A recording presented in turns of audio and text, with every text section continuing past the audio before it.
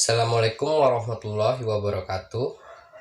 Perkenalkan, nama saya Tri Prakoso, mahasiswa semester 5 dari program studi Pendidikan Guru Sekolah Dasar dan Fakultas Keguruan Ilmu Pendidikan Universitas Profesor Dr. Hamka. Pertama-tama saya ucapkan terima kasih kepada Bapak Beni Hendriana selaku dosen pengampu metodologi penelitian dari kelas 5L. Pada proposal penelitian ini terdapat 3 bagian. Yang pertama, bab 1, pendahuluan. Yang kedua, bab 2, kajian teori. Dan yang terakhir, bab 3, metodologi penelitian. Pada proposal penelitian kali ini berjudul Analisis Kesulitan Belajar Siswa di Masa Pandemi. Latar belakang. Pendidikan adalah sesuatu yang sangat penting untuk kita dapatkan. Karena dengan pendidikan, derajat manusia pun akan bertambah. Melalui pendidikan, ada banyak sekali ilmu yang kita dapatkan guna menghadapi masalah-masalah kehidupan, baik yang akan terjadi di masa depan maupun di masa sekarang ini. Di tengah wabah COVID-19 saat ini, kegiatan belajar mengajar dilakukan secara daring. Tentu saja, menurut saya hal ini adalah langkah yang tepat untuk dapat memutus rantai COVID-19 ini. Dengan belajar melalui daring ini, para siswa hanya akan belajar di rumah, sehingga dapat mengurangi resiko terpapar virus ini. Kegiatan daring ini berlaku secara menyeluruh di Indonesia. Kemendikbud sendiri sudah memberikan surat edaran nomor 15 tahun 2020 tentang pelaksanaan pendidikan di masa pandemi. Ada beberapa tujuan yang terdapat pada surat edaran tersebut. Yang pertama, memenuhi hak bagi peserta didik agar tetap mendapatkan layanan pendidikan selama masa pandemi. Yang kedua, melindungi pelajar serta pengajar dari virus COVID-19. Yang ketiga, untuk mencegah penularan COVID-19 di satuan pendidikan. Yang keempat, memastikan pengajar, pelajar, dan orang tua tetap terpenuhi dukungan psikososial. Walaupun hal tersebut dinilai sudah tepat, tetap saja hal ini memicu berbagai macam permasalahan, seperti tidak mempunyai alat yang mendukung, sinyal yang tidak stabil, serta minimnya pengetahuan teknologi dari pelajar maupun pengajar itu sendiri. Lalu, fokus dan subfokus penelitian. Fokus dan subfokus dari penelitian ini adalah kesulitan serta hambatan yang dihadapi oleh para pelajar dalam kegiatan belajar mengajar di masa pandemi, terutama di sekitar tempat tinggal peneliti. Lalu, ada pertanyaan penelitian. Dengan latar belakang yang sudah dijelaskan, maka timbullah pertanyaan penelitian sebagai berikut. Yang pertama, bagaimana pengaruh COVID-19 dengan belajar siswa? Yang kedua, apa saja hambatan yang dihadapi dalam kegiatan belajar secara daring? Yang ketiga, efektifkah pembelajaran daring yang dilakukan saat ini? Lalu ada tujuan penelitian. Tujuan dari penelitian ini adalah untuk menganalisis apa saja kesulitan-kesulitan belajar siswa dalam pelaksanaan pembelajaran secara daring. Lalu yang terakhir, ada manfaat penelitian. Penelitian ini diharapkan dapat memberikan manfaat bagi beberapa pihak sebagai berikut. Yang pertama, bagi peneliti, memberikan manfaat berupa pengalaman mengenai masalah kesulitan-kesulitan belajar peserta didik di masa pandemi.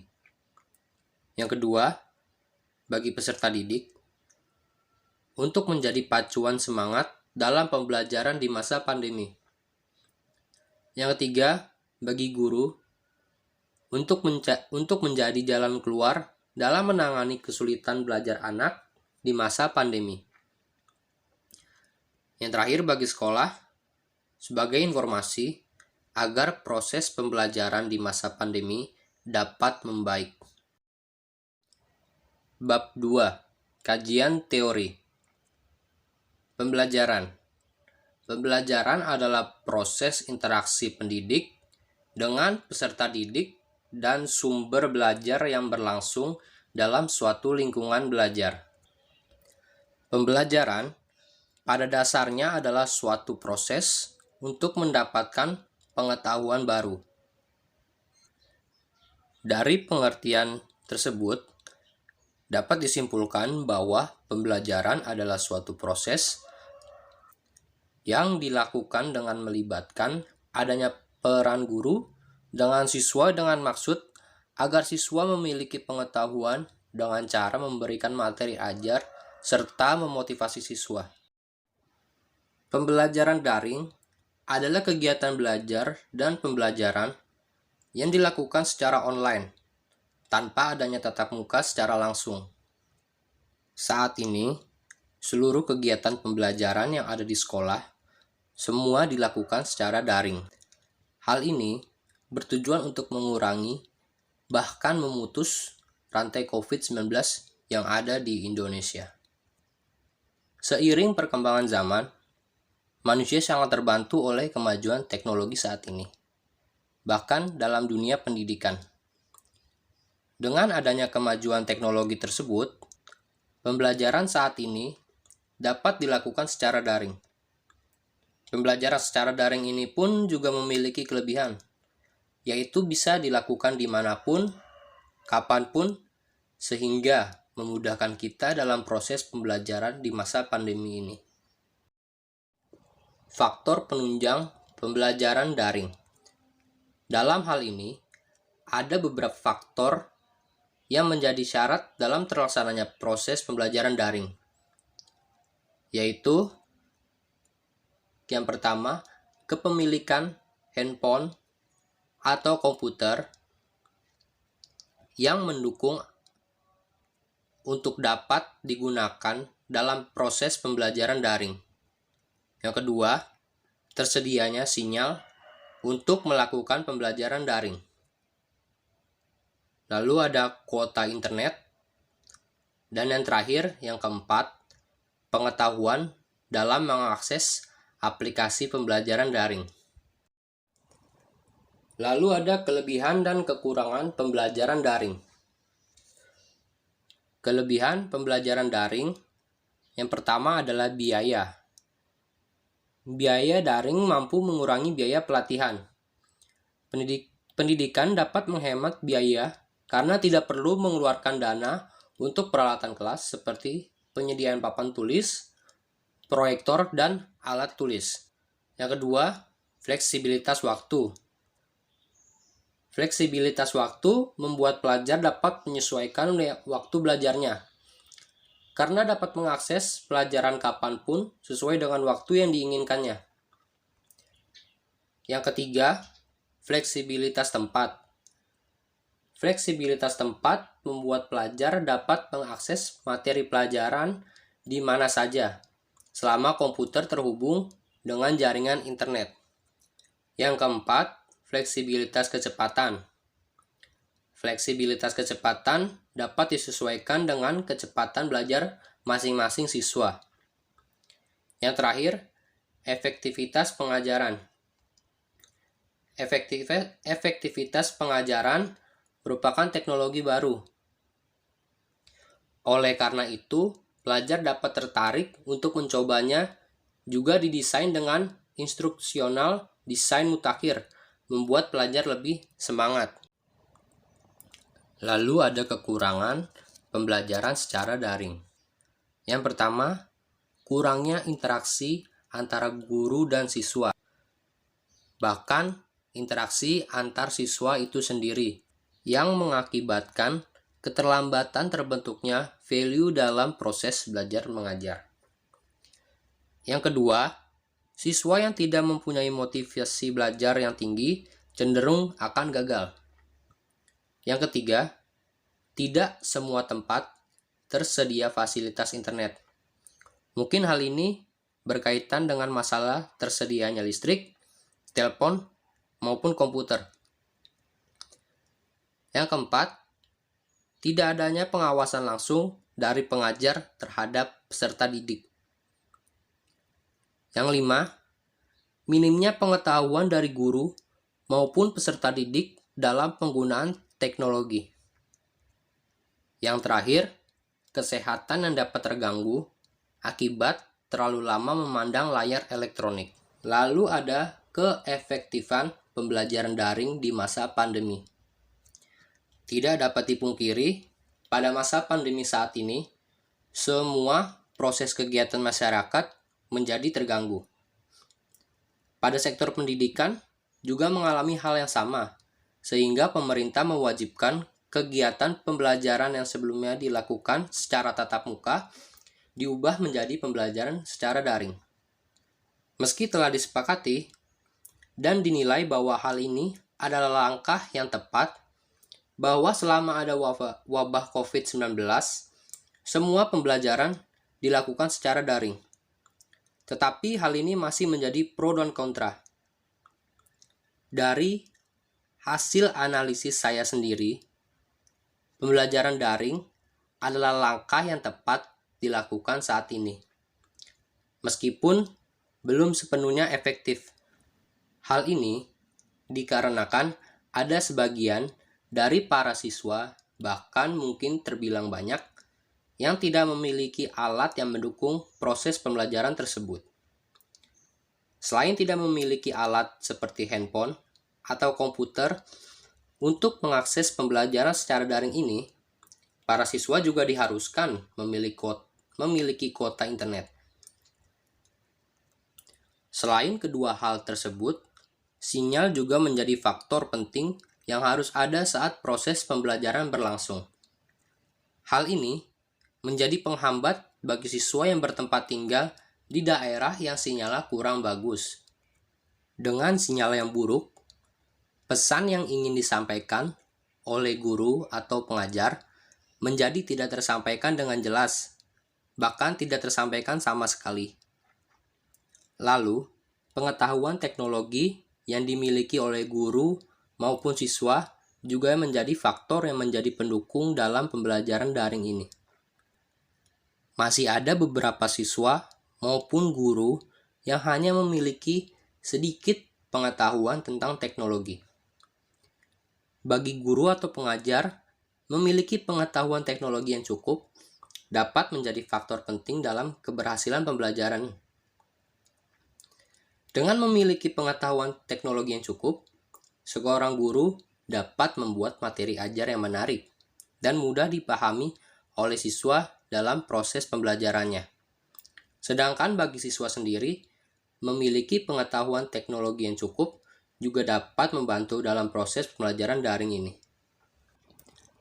Lalu bab 3, metodologi penelitian.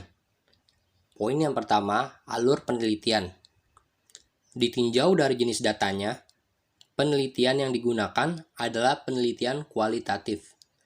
Maksud dari penelitian kualitatif adalah memahami fenomena yang dialami oleh subjek penelitian dan dijelaskan secara deskripsi dalam bentuk kata-kata dan bahasa. Adapun jenis pendekatan penelitian yang digunakan adalah deskriptif. Jenis penelitian yang digunakan dalam penelitian ini dimaksudkan untuk memperoleh informasi tentang kesulitan-kesulitan belajar di masa pandemi ini. Poin yang kedua, tempat dan waktu penelitian. Penelitian tentang analisis kesulitan-kesulitan belajar siswa di masa pandemi ini dilakukan di sekitar tempat tinggal peneliti, yang mana bertempat tinggal di daerah Cibubur, Jakarta Timur. Penelitian ini dimulai sejak awal bulan Februari 2021. Poin yang ketiga adalah latar penelitian. Latar penelitian adalah tempat peneliti melakukan penelitian. Penelitian ini dilakukan di Cibubur, Jakarta Timur. Alasan peneliti memilih tempat ini dikarenakan keterbatasan dalam memilih tempat maupun subjek penelitian dikarenakan wabah COVID-19 ini. Poin yang keempat, metode dan prosedur penelitian. Metode yang digunakan dalam penelitian ini meliputi 1. Metode naratif. Metode naratif adalah metode riset yang menceritakan sebuah cerita tentang individu maupun kelompok mengenai kehidupannya dalam bentuk lisan atau tulisan. Yang kedua, metode wawancara. Metode wawancara adalah cara menghimpun bahan keterangan yang dilakukan dengan tanya jawab. Wawancara ini dilakukan secara mendalam dan tidak terstruktur kepada subjek peneliti. Poin yang kelima adalah peran peneliti. Sebagai peneliti kualitatif, peneliti memiliki peran penting dalam melakukan keberhasilan penelitiannya. Hubungan peneliti dengan partisipan adalah sebagai teman.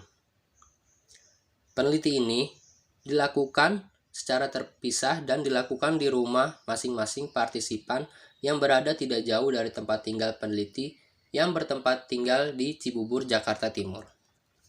Peneliti juga sudah mendapatkan izin dari semua partisipan dalam menyelesaikan penelitian analisis kesulitan-kesulitan belajar siswa di masa pandemi ini dengan cara menanyakan secara langsung kesiapannya dari para partisipan untuk membantu peneliti dalam menyelesaikan penelitiannya.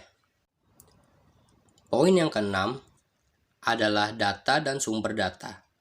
Sumber data pada penelitian ini adalah hasil wawancara dengan partisipan dan tambahan referensi dari teman, internet, maupun lain-lain. Sumber data penelitian ini dibagi menjadi dua sumber, yaitu sumber data primer dan sumber data sekunder.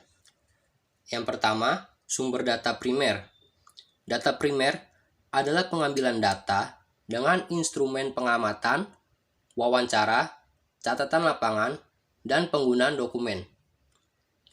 Sumber data primer merupakan data yang diperoleh langsung dengan teknik wawancara informan atau sumber langsung. Yang kedua, sumber data sekunder. Sumber data ini adalah data yang mendukung data primer, yaitu melalui studi kepustakaan, buku, majalah, koran, arsip tertulis yang berhubungan dengan objek yang akan diteliti. Lalu ada teknik dan prosedur pengambilan data. Yang pertama, wawancara. Wawancara dapat digunakan sebagai teknik pengumpulan data apabila peneliti ingin mencari tahu yang dialami oleh responden secara lebih mendalam. Di sini saya menggunakan wawancara tidak terstruktur agar dapat menyesuaikan dengan usia responden dan membuat mereka senyaman mungkin. Yang kedua, observasi. Tujuan dari teknik ini adalah untuk mendapatkan informasi tentang informan sesuai dengan keadaan yang sebenar-benarnya. Yang ketiga, dokumen. Dokumen dapat berbentuk gambar, tulisan, atau karya-karya monumental dari seseorang. Dokumen yang digunakan dalam penelitian ini menggunakan tulisan dari internet. Selanjutnya, teknik analisis data. Berikut tahapan dalam analisis data tertata. Yang pertama, membangun sajian. Yang kedua, memasukkan data. Yang ketiga adalah menganalisis data. Mills dan Haberman dalam Sugiono tahun 2008 mengemukakan aktivitas dalam analisis data kualitatif harus dilakukan secara terus-menerus sampai tuntas, sehingga datanya sudah jenuh.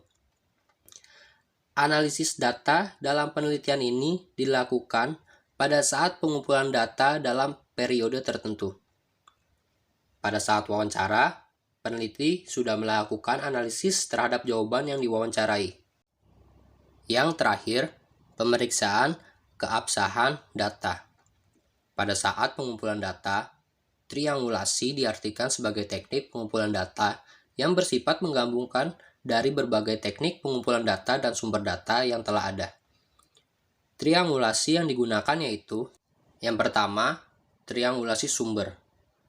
Agar mendapatkan hasil data yang berbeda dan akurat, maka peneliti melakukan wawancara terhadap 3 orang siswa dengan waktu dan tempat yang berbeda untuk keabsahan informasi. Yang kedua, triangulasi metode. Untuk melengkapi informasi yang telah diperoleh dengan cara check and recheck data pada sumber dengan metode tertentu, kemudian diperkuat dengan teori-teori yang terkait dalam penelitian peneliti yang berjudul Analisis Kesulitan-kesulitan Belajar Siswa di Masa Pandemi. Yang ketiga dan terakhir, triangulasi waktu. Waktu yang digunakan untuk menguji keabsahan data dengan melakukan pengamatan dan wawancara dalam waktu dan situasi yang berbeda. Tujuan dari triangulasi waktu adalah untuk mengetahui keakuratan data yang diperoleh dalam wawancara dan observasi lapangan. Sekian proposal penelitian dari saya. Atas kekurangannya mohon maaf.